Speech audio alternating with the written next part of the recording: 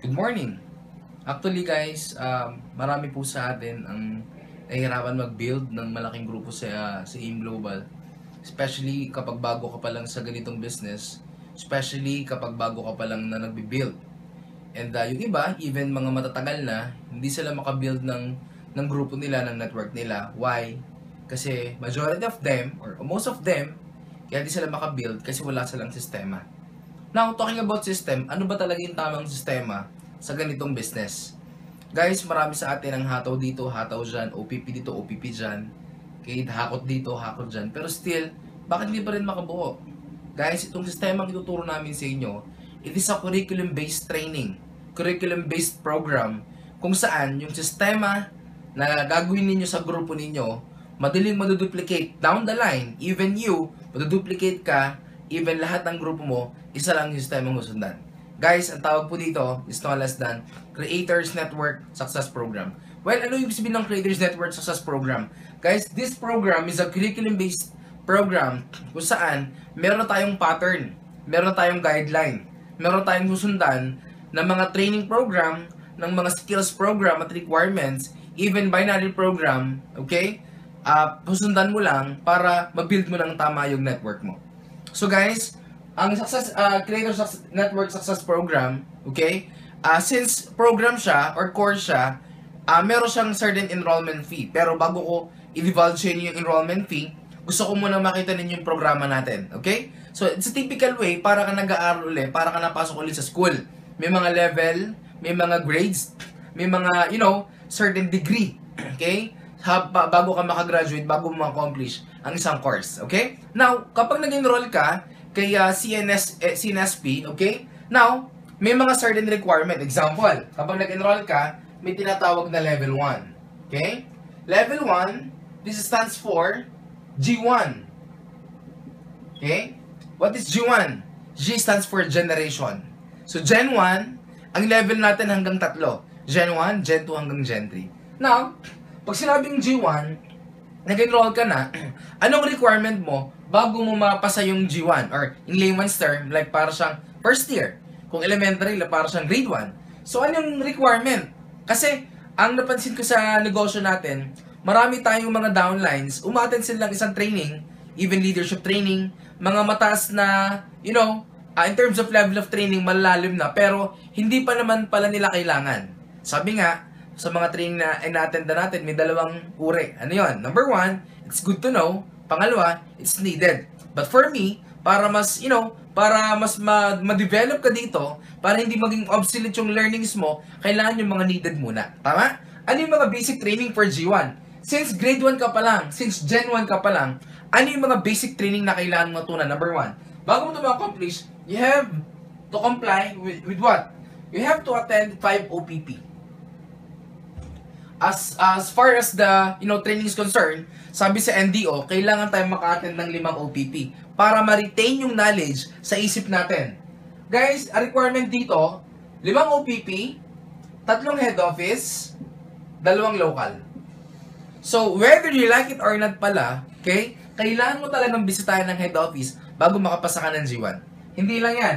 You have to attend 3 NDO. Actually guys, magkakameron ka ng checklist na ganito, So, each and every requirements, okay? Each and every guidelines, andito na lahat.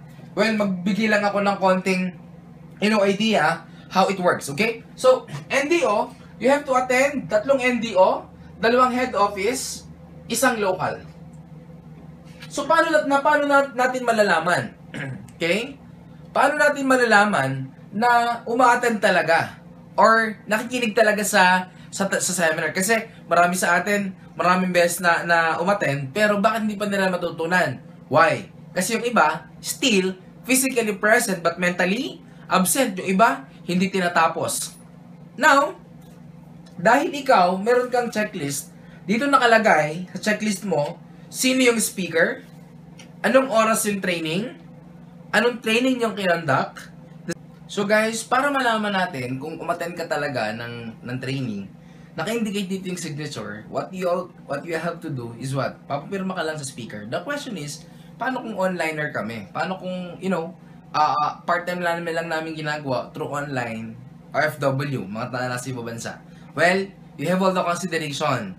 Dahil syempre, you cannot attend to the head office, hindi naman regular yung OPP sa lugar mo, at definitely cannot make it to a point na magpapirma sa speaker, ang magiging training mo is online. So, since 5 OPP yan, it should be 5 iba't ibang speakers. Hindi yung isa lang. So, kailangan 5. Bakit? Kasi iba't ibang speaker, iba't iba yung experience. Now, paano natin malalaman na, na nanood ka talaga? So, guys, sa listahan mo, sa checklist mo, ilagay mo lang kung sinong speaker, anong training, okay? Yung signature, never mind na yon. So, paano natin malalaman na nanood ka talaga? Guys, sa tawag po dyan, it's a matter of honesty.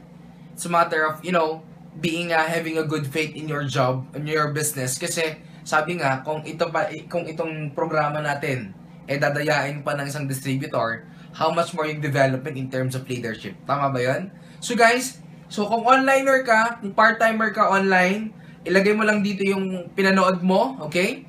Kung anong training yon at kung sinong speaker, okay? So guys, ito, example to ng training requirement. Actually, bukod dyan, you have to attend at least isang product demo. Head office po ito. Or nasa online, meron din po tayo of course. Technical training. So yan. So head office most of the time are online. So guys, sa training requirement, bago ka makapasa ng G1 sa training, kailangan matapos mo to. Okay? So whether you like it or not pala, matututo ka. Tama? Now, of course, meron dyang binary requirement. Bago mo makagraduate ng Gen 1, at least dapat naka 3 heads ka. So, if this is you, 1, 2, 3. Dapat naka 3 heads ka. Okay? And then, so first requirement, dapat naka 3 heads before you graduate. Pero, pag isang account ka lang, pwede ka na mag-enroll. Number 2 requirement, you have to create 2 new direct downline.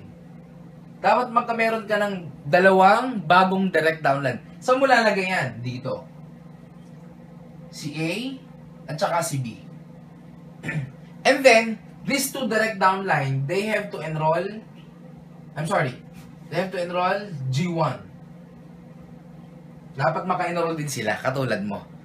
So definitely, bago ka makagraduate pala, dapat at least naka-attend ka ng ganitong training. Ito yung binary requirement mo. Now, meron siyang tinatawag na position or points requirement. Paano yung points requirement? Dapat magkameron ka ng accumulated. Pag sinabing accumulated, hindi lang personal. Lahat ng points down the line, dapat ma-accumulate kayo ng 2 points. Okay? Dito sa G1 program natin or sa G1 stage. Okay ba yan? So definitely, ito yung requirement for G1. So, ito yung good news. Okay? Now, kapag ka ikaw, nag-enroll ka dito, at yung downline mo nag-enroll dito, tanong, yung downline mo, matututo hindi? Definitely. Hit na? Hindi. Definitely. Ibig sabihin, the moment na makagraduate din sila ng G1, you have no choice, ikaw din yung kikita at ikaw din yung makikinabang. Okay? Ayan. So actually guys, it is just an overview sa mga requirements na kailangan may comply. Pero we have a complete list of the requirements sa checklist ninyo. Okay? And then, isa pa nga pala sa important requirement that you have to comply before you graduate G1, dapat yung skills mo, dapat you have to do 25 OPPs. Kung offline ka, you have to do 25, okay? OPP table presentation or one-on-one. Kung onliner ka naman, dapat makapag-OPP ka online ng 25 na tao. So, okay? So guys, this is G1. I'll be discussing naman G2 or Gen 2.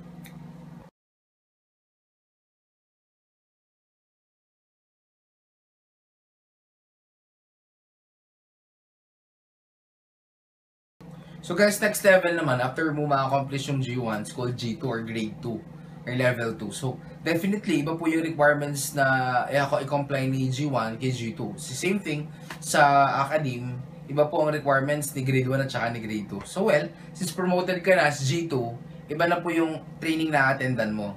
So guys, kung kanina, basic training in-attendan mo, ito yung training requirement naman ni G2. Number 1, you have to attend at least isang leadership training. So, bakit leadership? Bakit kailangan mo na umatid ng leadership training? Kasi, since may mga downlines ka na, meron ka nang iti-take lead. May mga followers ka na, meron ka nang, pwede ka nang mag-take ng leadership. Kasi, kanina, walang leadership training. Why? Kasi wala ka pang downline. Nagsisimula ka pa lang. Kaya, normally, hindi po namin inaalaw na umattend ng mga leadership training, especially those, malalim na leadership training, yung mga kaka-join pa lang. So, you have to attend sa leadership training. Number 2, you have to attend isang technical training. Okay? Number 3, you have to attend isang online marketing training, Module 1 and Module 2. Okay? So, everything is uploaded online. YouTube, tsaka sa Facebook. Kung onliner ka, doon ka lang manonood, tapos, ilista mo lang ulit sa checklist mo. So, ano naman yung binary requirement? Okay? Ito yung mahalaga. Ang binary requirement niya, since G2 ka na, okay? At least, kung kanina, divide yung sa G1 kanina. So, 1, 2, 3, and then you have to create left and right, dalawang direct. Tama, no? So, A and B. So, now, since G2 ka na, ano yung kailangan requirement? Dapat at least, minimum, number 1, dapat naka 5 heads ka na. Kung kanina 3 heads, magdadagdag ka ng 2. Dito mo lalagay yon. Si 4, at saka si 5. Maliwanag? And then, number 2, you have to create 2 new direct downline. 2 bagong direct downline ulit na dapat mag-enroll ng G1. Okay? And then, number 3, dito mo lalagay yung 2 downline mo na nag-enroll ng G1, which is sa X and Y, probably, the name. So, aside dun sa requirement, sa G2 na 5 accounts, tapos, guys, second requirement, sa binary requirement, dapat magkameron ka ng 2 bagong direct. So, aside dun sa una mong direct kanina, this time, another 2 new directs, dito mo naman lalagay sila. Probably, let's name them X and Y. Okay? And then, part of the requirement, dapat silang 2, as much possible, maka-enroll din sa G1. Okay? And then, yung kanina, na nag-enroll ng G1, ang requirement dyan, dapat makagraduate sila ng 2 graduate ng, ng G1. Ito, and-enroll mo, ito naman dapat makagraduate. So, definitely, ang magiging itsura niyan, ganito na. So, A1, this one is A2, A3, ano bang requirement ni G1? Di ba 3 account, tapos 2 bagong direct, which is probably A and B, then. And then this one is B1, B2, and B3. Tapos siya, may 2 din, A and B. So definitely, ibig sabihin, financially speaking, kapag itong 2 nakagraduate, kikita ka hindi. Siyempre, kikita ka. Ang benefit din, sa'yo. Okay? And then, part of this, ito yung magiging binary requirement mo sa G2 bago ka mag-graduate. Tapos, meron siyang tinatawag na points requirement. Ano yung requirement sa G2? Sa G2, ang points requirement, bago ka makagraduate, you should accumulate at least 10 points. Okay? Accumulated points yan. So, it means, kapag 10 points ka, anong position na yon? It is Silver Executive. Guys, ito yung good news. Kasi ang SE, siya ang major requirement para sa G3 na training requirement mo. Okay? Now, having this requirement, bukod dito, you have to accomplish yung sa skills requirement natin, dapat magkameron ka din ng 25. Again, tabletop or one-on-one presentation. Again, para sa mga onliner, through online, pwede kang, pwedeng yun yung i-consider mo sa activity rate na gagawin mo sa online OPP. Okay? And then, guys, kapag na-accomplish mo na itong J2, ano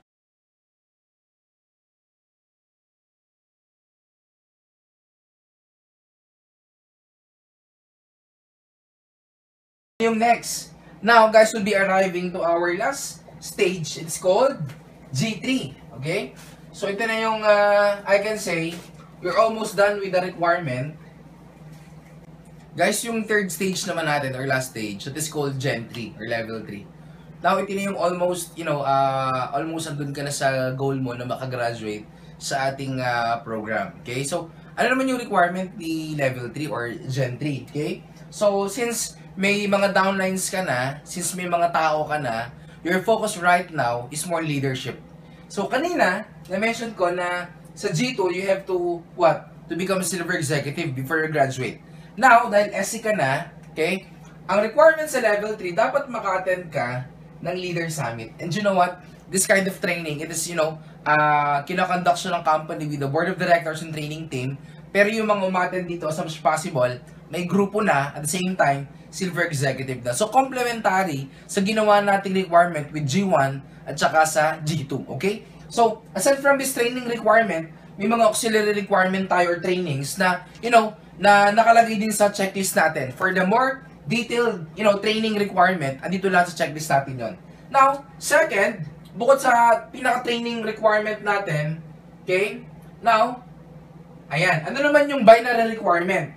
Ang binary requirement natin, okay, with Gen 3, medyo malalaki na to ng konti. Pero, guys, it's all worth it.